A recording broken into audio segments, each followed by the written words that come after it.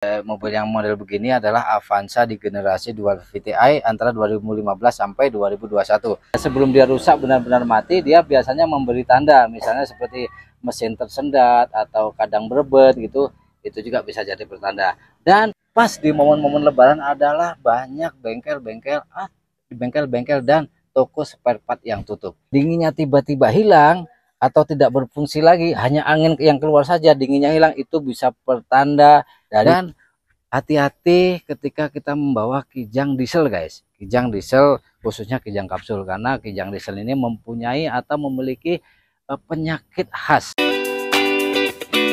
Halo semuanya, assalamualaikum warahmatullahi wabarakatuh. Selamat datang kembali di channel 4 Putri guys. Seperti biasa kita akan membahas tentang seputar otomotif, dan kali ini adalah hari mendekati lebaran guys, yang dimana hari-hari saat ini adalah banyak pemudik yang akan melakukan perjalanan seperti itu. Oke, video kali ini saya akan berbagi tips agar selalu aman di perjalanan, dan saya akan berbagi tentang pengalaman-pengalaman saya di kendaraan seperti itu. Oke, di sini saya ambil mobil yang memang benar-benar mobil ini adalah mobil yang termasuk banyak di Indonesia seperti itu guys. Tapi sebenarnya mobil ini juga sudah mewakili daripada mobil-mobil yang lainnya. Misalnya seperti Avanza, Toyota Rush, Daihatsu Terios seperti itu, karena ini adalah Xenia. Dan itu adalah sama di bagian mekanikalnya semuanya sama, tentang cara kerja mesinnya sama guys. Oke, sebenarnya ada di mobil-mobil lain juga masalah-masalah yang hampir serupa ada ya guys ya. Salah satunya adalah Grand Livina, Vios dan lain-lain sebagainya ya, termasuk yang sistem pendinginnya memakai motor fan begitu. Oke, langsung saja kita ke tips aman berkendara di musim lebaran.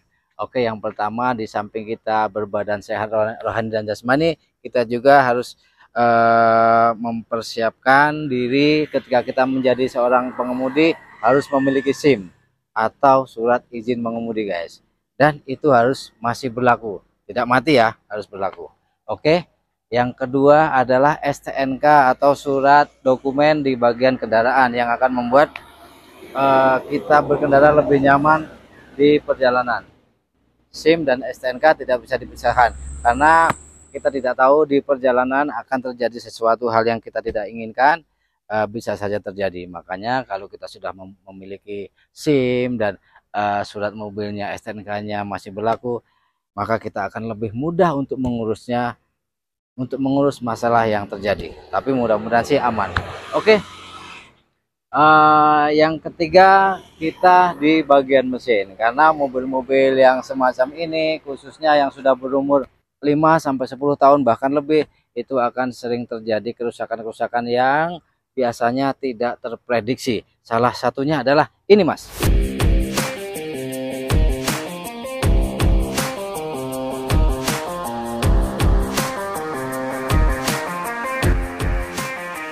Salah satunya adalah motor fan atau extra fan kipas pendingin mesin guys.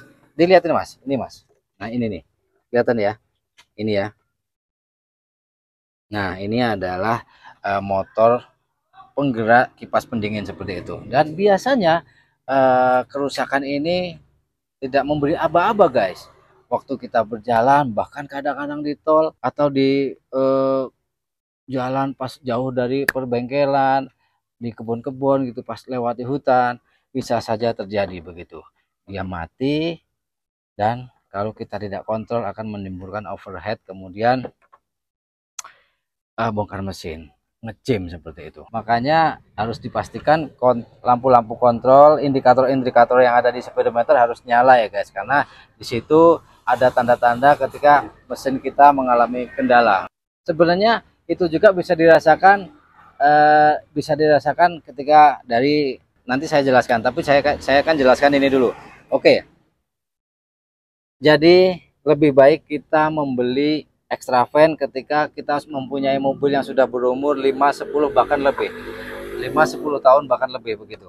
Kita harus membeli namanya extra fan atau motor penggerak kipas pendingin. Kita harus membeli karena itu harganya tidak mahal, yang biasa juga sekitar kurang lebih 250 sampai 300 ribuan, dan yang asli sekitar 5 sampai 600 ribuan. Mending dibelikan ya guys, karena itu tidak akan rugi. Kalau kita tidak pakai, kita bisa jual lagi, atau kalau kita mau untuk mengganti di kemudian hari ketika sudah rusak, benar-benar rusak seperti itu. Sekarang kita hanya membawa untuk siap-siap untuk persiapan ketika kendaraan kita mengalami masalah yang serupa, masalah ekstrapennya maksudnya. Karena saya sudah berkali-kali dan lebih dari 2-3 kali mengalami kerusakan di bagian ekstraven. Oke, tapi jangan lupa untuk membawa kunci-kuncinya guys. Buat apa kalau kita hanya membawa ekstraven, kita tidak membawa kuncinya, maka sama saja, tetap kita tidak bisa membuka seperti itu. Kita harus membawa misalnya kunci 10, kunci 12, tang dan obeng begitu. Ini Mas, karena kebetulan mobil yang model begini adalah Avanza di generasi Dual VTI antara 2015 sampai 2021. Oke, kita lihat dulu. Di sini ada baut yang mengait baut cover radiator, karena kipas pendingin atau motor fan ini ada di itu guys, ada di cover ini. Kalau kita sudah membuka ini baut 10 kanan dan kiri, kita buka ini juga ada baut 12. Pokoknya kunci 12 juga kita bawa, dan tang bawa. Dan tang ini untuk membuka ini selang radiator. Selang radiator udah dibuka semua, tinggal kita ngangkat covernya, terus kita mengganti di luar. Jangan lupa kunci 6, kunci 6, kunci 8 harus dibuka juga. Tapi sebenarnya pakai tang juga bisa. Tapi kalau ada, lebih baik di bawah untuk kunci 6 dan kunci 8, siapa tahu terpakai. Oke, kalau sudah gitu, kerusakan di bagian motor fan akan aman, dan itu tidak lama. Penggantiannya tidak lama guys. Tidak juga kita membongkar radiator, cuma membongkar selangnya. Selangnya setelah dibuka, dicabut agak di atasin gini biar tidak tumpah airnya. Yang bawah juga mungkin tumpah sedikit, nggak apa-apa, nanti kita bisa tambah. Oke, kedua, ini sebenarnya yang paling penting ya, yang paling penting yang biasa terjadi masalahnya. Terus kedua, kita juga bisa bawa yang namanya full pump guys. Full pump juga bisa, tapi kadang-kadang full pump ini memberi tanda ya, sebelum dia rusak benar-benar mati, dia biasanya memberi tanda, misalnya seperti mesin tersendat atau kadang berebet gitu. Itu juga bisa jadi pertanda. Dan lebih baik juga kita membeli full pumpnya, dan harganya juga tidak mahal. Yang biasa itu sekitar 150 sampai 200 ribuan. Tidak apa-apa, bawa saja, karena daripada waktu kita mengalami kerusakan pas di momen-momen lebaran adalah banyak bengkel-bengkel dan toko spare part yang tutup. Jadi lebih baik dibawa untuk ketika kita mengalami rusak di bagian full pumpnya. Jadi tinggal buka tank, kunci 10, kunci 12, sudah kita ganti dengan obeng, pasang lagi, aman begitu. Oke, jadi selain tanda-tanda panasnya mesin, misalnya ada kerusakan di bagian motor fan-nya, kita bisa rasakan juga dari AC-nya guys, seperti ini Mas.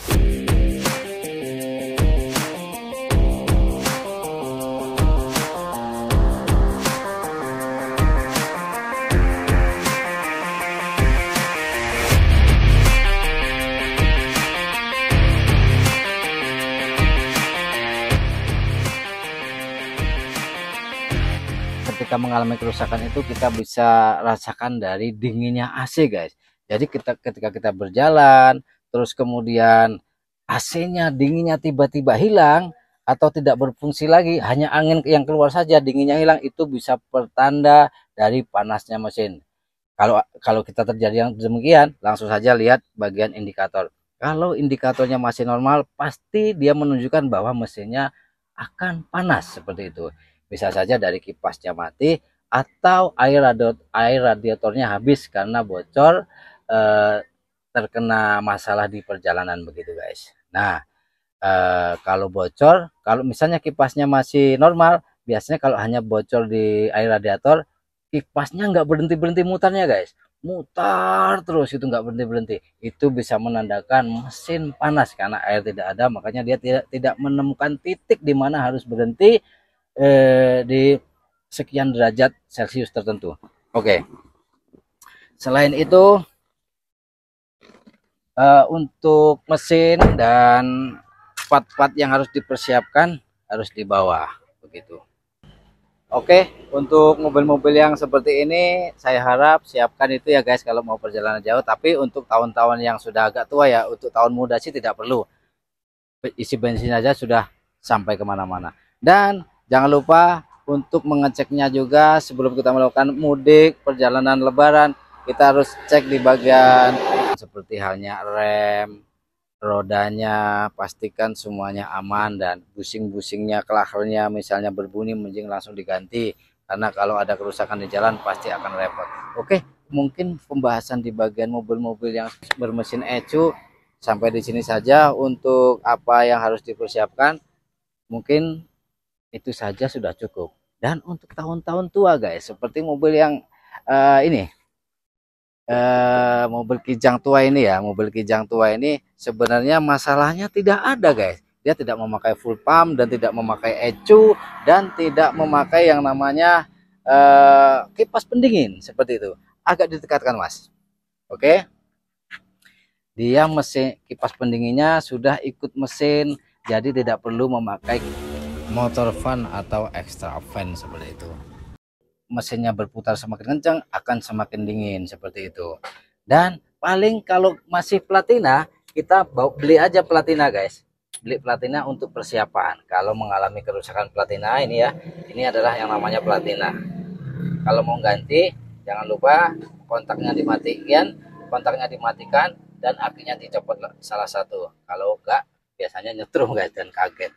Jangan lupa juga amplas. Kalau kita mengalami berapa di jalan, biasanya kalau mobil platina hanya platinanya yang rusak atau biasanya kuil guys. Atau aduh.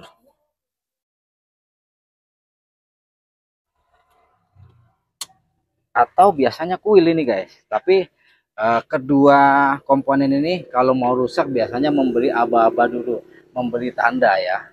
Oke, kalau mobil bensin, mobil-mobil tua bensin ini tidak banyak permasalahan, paling ya agak sedikit boros minyaknya. Tapi kalau yang memakai rotak bisa juga kita bawa rotak guys, karena ini mobil Kijang dia tidak memakai rotak, hanya memakai membran, jadi tidak memakai rotak. Kalau yang mobil-mobil tua lainnya dia biasanya memakai rotak untuk penyedotan BBM-nya ke karburator seperti itu. Dan ya paling itu saja, yang lainnya sudah tidak harus dipersiapkan yang sedemikian detail. Kalau yang selainnya seperti ban roda, bannya dan remnya itu sama saja, pengecekannya di bengkel manapun bisa. Dan hati-hati ketika kita membawa Kijang diesel guys, Kijang diesel khususnya Kijang kapsul, karena Kijang diesel ini mempunyai atau memiliki penyakit khas seperti itu guys. Khususnya yang biasa saya pernah terjadi itu antara tahun 2000 akhir sampai tahun 2004. Itu biasanya penyakitnya mesin panas ketika kondisi mobil berhenti atau keadaan macet di perjalanan. Oke, saya akan jelaskan juga kok bisa begitu. Sini mas. Jadi untuk mobil Kijang diesel ini adalah berkapasitas mesin 2400 cc atau 2500 cc. Mesin yang cukup besar, ketika ditambah beban AC dan kipasnya hanya ikut dengan mesin, maka dia waktu mesin pelan, keadaan macet total di perjalanan atau keadaan berhenti, maka kipasnya berputarnya juga semakin pelan guys. Maka dari itu banyak terjadi overhead.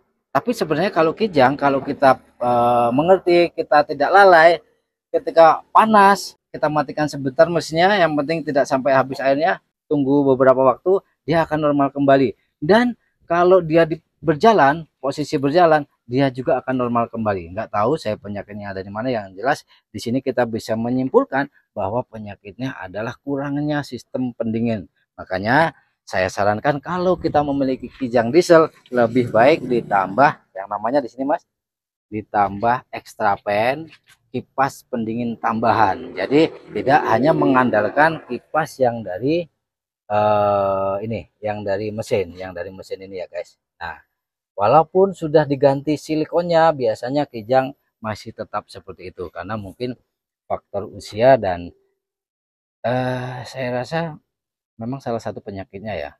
Tapi kalau ditambah extra fan saya rasa aman ya guys. Dan jangan lupa kalau untuk tahun tua kita lebih baik periksa radiator, takutnya ada kebocoran atau kotor, lebih baik dikorok dulu, dan kalau ada kebocoran ditambah dulu agar kemudian menjadi aman. Seperti itu. Kalau untuk pantel dan lainnya jarang ada penyakit ya. Untuk Kijang Innova itu juga jarang penyakit, paling penyakitnya kuil kalau tahun tua. Kalau yang lainnya sih tidak ada ya. Innova diesel pun, apalagi Innova diesel, sepertinya penyakitnya hanya solar. Kalau kita kehabisan solar atau kotor, maka harus pompa minyaknya seperti itu. Baik, mudah-mudahan video kali ini dapat bermanfaat, dapat berguna untuk teman-temanku semuanya yang akan melakukan perjalanan jauh, akan melakukan mudik dan sampai libur lebaran. Jadi ketika ada permasalahan yang di seputar yang disebutkan tadi, akan sangat membantu, akan menghilangkan rasa galau, rasa sedih, dan rasa yang tidak karu-karuan ketika kita mengalami kerusakan. Oke, mungkin mobil-mobil standar yang saya jelaskan kali ini mudah-mudahan bermanfaat untuk teman-temanku semua yang akan melakukan perjalanan mudik dan libur lebaran. Mudah-mudahan bermanfaat. Saya Nano. Assalamualaikum warahmatullahi wabarakatuh.